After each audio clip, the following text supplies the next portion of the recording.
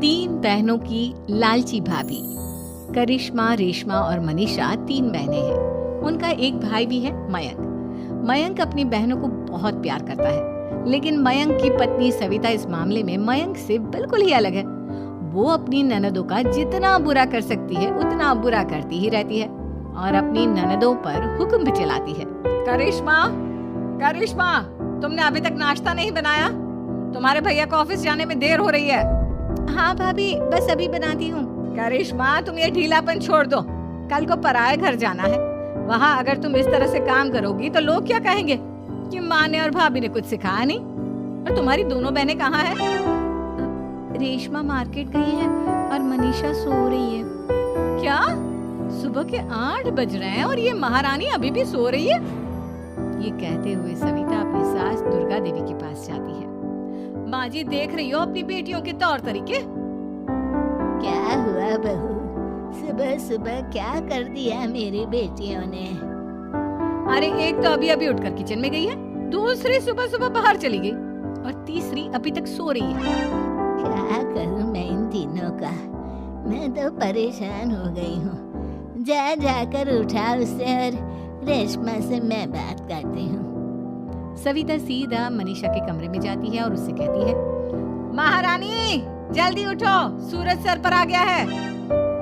भाभी थोड़ी देर और सोने दो ना, मैं रात को लेट सोई थी। वो क्या ना यूनिट टेस्ट चल रहे हैं। शराफत से उठती है या नहीं, या फिर पानी की भरी बाल्टी डालूं तेरे ऊपर? नहीं भाभी, मुझे बिस्तर में नहीं नाना, उठती हूँ मैं। मनीषा जल्दी से उठकर बाथरूम में चली जाती है। सभी आराम से बैठकर नाश्ता कर रहे होते कि तभी रेशमा बाजार से हाथ में सामान लिए आ जाती है। रेशमा को देखते ही सविता उस पर बरस पड़ती है। लो, आ गई महारानी। ऐसा भी क्या सामान लाना था जो सुबह आंख मलते ही बाजार की तरफ रवाना हो गई? भाभी, कल आप ही तो चीख रही थी कि घर का सारा सामान मुझे ही लाना पड़ता है, घर में किसी को भी किसी काम से कोई लेना देना नहीं है। अब मैं बाजार जाकर सामान ले आई तो आपको इस बात से भी तकलीफ हो रही है? देख रही हो माँ जी, अपनी बेटी की जुबान कैंची से भी तेज चलती है। और मयंक, आप तो कुछ कहेंगे नहीं अपनी लाडली बहन को? रेशमा, अपनी भाभी से ऐसे बात नहीं करते। चलो माफी मांगो। भैया, मैं क्यों माफी मांगू? आप भाभी से बोलिए ना कि हम पर कम हुक्म चलाया करे। हम इस घर की बेटियां हैं और आपकी पत्नी की ननद है, नौकरानी नहीं। लो कर लो बात। इनकी भलाई के लिए कुछ भी बोलो तो इन्हें बुरा लग जाता है। इस घर में यही इज्जत है मेरी। देख लो माँ जी, आपकी बेटी किस लहजे में मुझसे बात कर रही है। सविता वहाँ से चली जाती है। मयंक को बहुत गुस्सा आता है, वो भी वहाँ से चला जाता है। फिर करिश्मा रेशमा को समझाती है, रेशमा, तुम्हें भाभी से माफी मांग लेनी चाहिए थी ना। लेकिन दीदी, मैंने कुछ किया ही नहीं, तो मैं माफी क्यों मांगू? हाँ करिश्मा दीदी, रेशमा दीदी जैसे ही घर में आई भाभी ही उन पर चिल्ला रही थी। हाँ, मैं मानती हूँ कि गलती भाभी की थी। मैं तो इसलिए बोल रही हूँ कि भाभी ने माँ को तो पूरी तरह अपने वश में कर लिया है। वो हमारी बात सुनती ही नहीं। मयंक भैया हमारे लिए हमेशा खड़े रहते हैं, इसलिए उनकी बात का मान तो तुम्हें रखना चाहिए था ना। कोई फायदा नहीं दीदी, कुछ दिनों की बात और है, भाभी उन्हें भी हमारे खिलाफ भड़का देंगी। फिर वो भी माँ की तरह हमारी किसी बात का विश्वास नहीं करेंगे। इसी तरह सविता अपनी तीनों ननदों को किसी न किसी बात पर परेशान करती रहती थी। एक दिन मयंक अपनी तीनों बहनों के लिए गिफ्ट लाया। क्या रेशमा, ये तुम्हारे लिए हार का सेट। रेशमा, तुम्हारे लिए सुंदर सी ड्रेस। और मनीषा, तुम्हें किताबें पसंद है ना, तुम्हारे लिए किताबें लाया हूँ। थैंक यू भैया। थैंक यू भैया। थैंक यू भैया।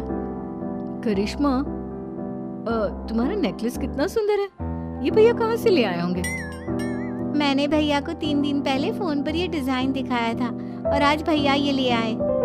सविता तो अपनी ननदों की गिफ्ट्स देखकर जल गई और करिश्मा का नेकलेस तो उसे भी बहुत पसंद आया था। अपनी बहनों के लिए कितना अच्छा नेकलेस लेकर आए हैं, मुझे कभी कोई गिफ्ट नहीं दिया। मैं आज ही ये हार चुरा लूंगी। रात में सविता करिश्मा का हार चुरा लेती है और इसी तरह उसे अपनी ननदों की जो भी चीज अच्छी लगती वो उसे मांगती नहीं, बल्कि रात के अंधेरे में चुरा लेती। इसी तरह दिन बीतते गए और सविता ने मयंक के दिल में भी उसकी बहनों के लिए नफरत पैदा कर दी। एक दिन मयंक ने करिश्मा और रेशमा के लिए रिश्ता देखा और ये बात उसने घर में सबको बताई। माँ, करिश्मा और रेशमा के लिए बहुत अच्छा रिश्ता आया है, वो लोग कल इन्हें देखने आ रहे हैं। आप और सविता मिलकर सारी तैयारी कर लेना। ये सुनकर करिश्मा और रेशमा खुश हो जाती हैं, लेकिन सविता सोचती है, अगर इन दोनों बहनों की शादी हो गई तो घर और बाहर का काम कौन करेगा? मनीषा तो एक नंबर की कामचोर है, उससे तो किसी बात की उम्मीद लगाना ही बेकार है। मुझे इस शादी को रोकना होगा। अगले दिन सभी लड़के वालों के स्वागत की तैयारी करने में लगे होते हैं। तभी मयंक अपनी बहनों से आकर कहता है, तैयार हो गई तुम दोनों? देखो दोनों लड़के बहुत अच्छे हैं, मैं कोई कसर नहीं छोड़ना चाहता, इसलिए तुम उनके सामने अच्छे से बिहेव करना और अपनी भाभी से लड़ने मत लग जाना। करिश्मा, तुम वो नेकलेस पहन लो ना जो मैं तुम्हारे लिए लाया था। भैया मैं बहुत देर से वो नेकलेस ढूंढ रही हूँ, लेकिन मुझे मिल ही नहीं रहा। क्या तुमने नेकलेस खो दिया? तुम्हें पता भी है वो कितना महंगा था? तुम कोई काम ढंग से नहीं कर सकती। मयंक गुस्से में वहां से चला जाता है। थोड़ी देर बाद लड़के वाले भी आ जाते हैं। वो दोनों बहनों को पसंद कर लेते हैं और रिश्ता पक्का हो जाता है। लेकिन सविता के दिमाग में तो कुछ और ही खिचड़ी पक रही थी। वो पंडित जी के पास करिश्मा की कुंडली लेकर जाती है और उन्हें पैसे देकर करिश्मा की कुंडली बदलवा देती है। जब लड़के वालों के पास करिश्मा की कुंडली जाती है तो वो दुर्गा को फोन करते हैं। बहन जी, हमने करिश्मा की कुंडली अपने पंडित जी को दिखाई थी। आपकी बेटी की कुंडली नहीं बल्कि दोषों का पिटारा है। देखिए, मैं और मेरे पति इन सब बातों में बहुत विश्वास करते हैं, इसलिए हम आपकी बेटी से अपने बेटे की शादी नहीं करा सकते। इस तरह करिश्मा का रिश्ता टूट जाता है और सभी घर वालों को बहुत दुख होता है। अब कविता सोचती है, चलो करिश्मा का तो रिश्ता टूट गया, अब रेशमा का भी रिश्ता तोड़ना है। क्या करूं क्या करूं? अब सविता आवाज बदलकर किसी अननोन नंबर से रेशमा के होने वाले ससुराल में फोन करती है। हेलो, मैं कौन हूँ कौन नहीं ये आपके लिए जानना जरूरी नहीं, बस इतना सुन लो कि रेशमा का 2 साल से किसी के साथ अफेयर चल रहा है। बस रेशमा का रिश्ता तोड़वाने के लिए सविता का इतना कहना काफी था। अब रेशमा का भी रिश्ता टूट गया।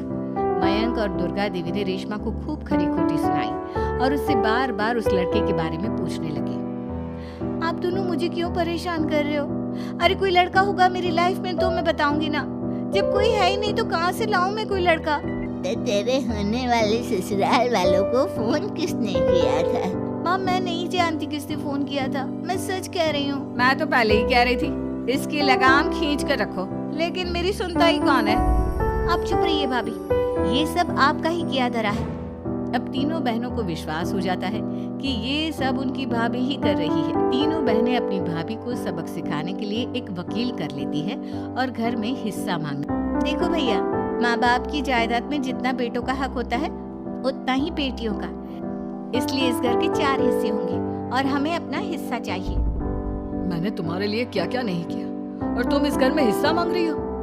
भैया, आप और माँ हम बहनों की कोई बात नहीं सुनते हो और भाभी हमारी शादी नहीं होने देगी क्योंकि उन्हें लगता है कि आप हमारी शादी में ज्यादा पैसा लगाओगे और उन्हें हम जैसी फ्री की नौकरानी कहाँ मिलेगी। तो हम भाभी के साथ तो रह नहीं सकते, हम बहनों को अपना हिस्सा चाहिए। अरे तुम्हें शर्म आनी चाहिए अपनी भाभी पर ऐसा इल्जाम लगाते हुए। वो तुम्हारे बारे में कितना सोचती है। हाँ माँ, भाभी हमारे बारे में बहुत सोचती है, दिन रात बस यही सोचती रहती है कि किस तरह से अपनी तीनों ननदों को परेशान करूं और कभी मुझे पढ़ने भी नहीं देती। दोनों बहनों का रिश्ता भी तो इन्होंने ही तोड़वाया है और रात में हमारे कमरे में आकर हमारी चीजें भी चुराती हैं। इसी तरह सविता की तीनों ननदें अपनी बात पर अड़ी रही। अब कोर्ट में तारीख भी शुरू हो गई। जब सविता को लगा कि उसकी तीनों ननद इतनी आसानी से नहीं मानने वाली, तो उसने अपने पति और सास को सारी सच्चाई बता दी और अपनी तीनों ननद से माफी मांगी। मयंक और दुर्गा को भी अपनी गलती का एहसास हो गया। अब सविता खुद करिश्मा और रेशमा के लिए अच्छा रिश्ता ढूंढती है और उनकी शादी करवाती है।